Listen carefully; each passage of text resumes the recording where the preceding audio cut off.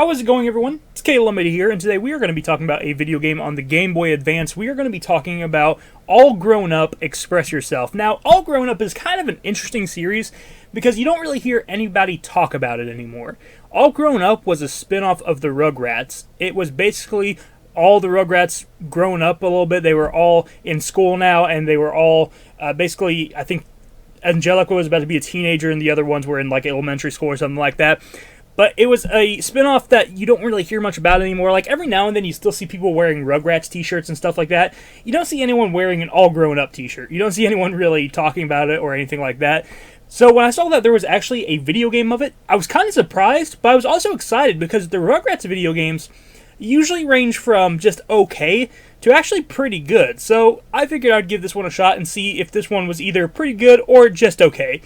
And honestly, it kind of ends up being on the more just okay side of things. I will say something that surprised me immediately when I turned on this game was how much customization options were there for just the main menu alone. Like, you can actually change your wallpaper for the main menu, you can change the lobby music, you can change like your character that you have displayed on your menu. It's really interesting how they had those different customization items just for your menu. But it doesn't really stop there. This game has a lot of extra features that you just kind of wouldn't really expect. There's literally a place to put your name and your phone number to like store your own name and phone number. And then there's like a best friends list where you can put your best friends' names and put their phone numbers.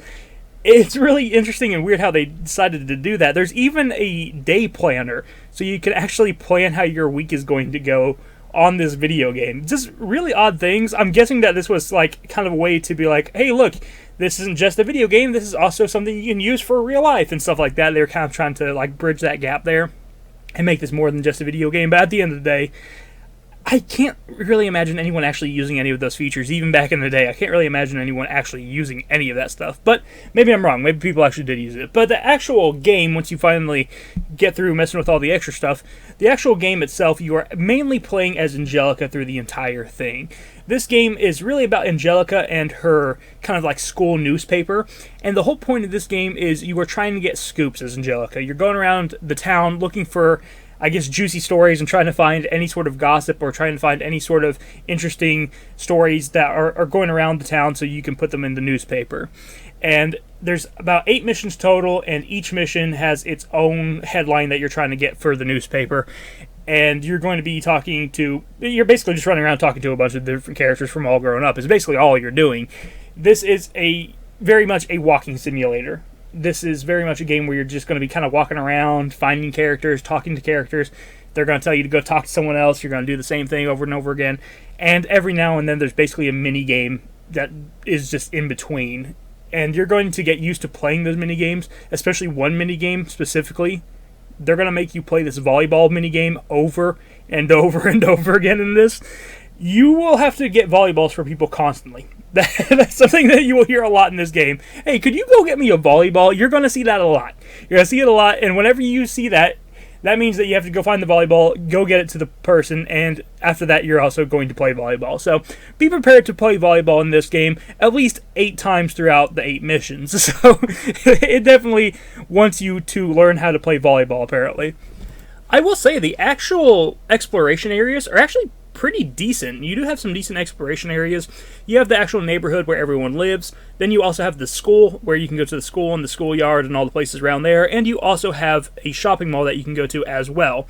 And throughout the entire campaign, you're going to be visiting all of these areas quite often. And you can actually just fast travel to each of these. Well, you have to fast travel to like this HUD, and then you can quickly go to each district that you need to go to, and it makes it a lot easier. I didn't find out about the fast travel until I was already halfway through the game, though. So keep in mind, if you want to fast travel, just press the start button, and it will take you directly to the HUD if you want. So that makes it a lot easier if you just do that. So the majority of this game is a walking simulator mixed in with some random mini-games, but some of the mini-games are actually pretty fun. And honestly, the volleyball mini-game isn't really bad. It's actually, once you play it and get used to it, it's actually not too bad. It's actually not even really volleyball. I call it volleyball. It's actually, I think it's just called like ball toss or something like that. But you do use a volleyball.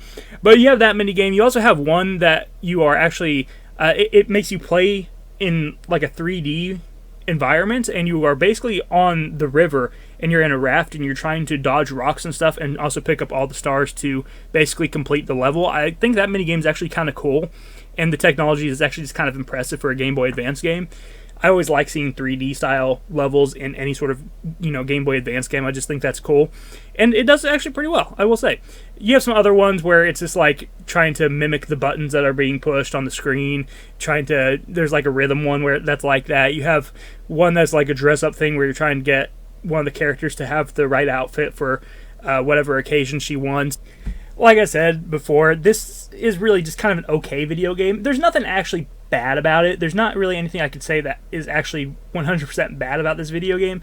It's just very kind of plain and boring. It doesn't do anything that special.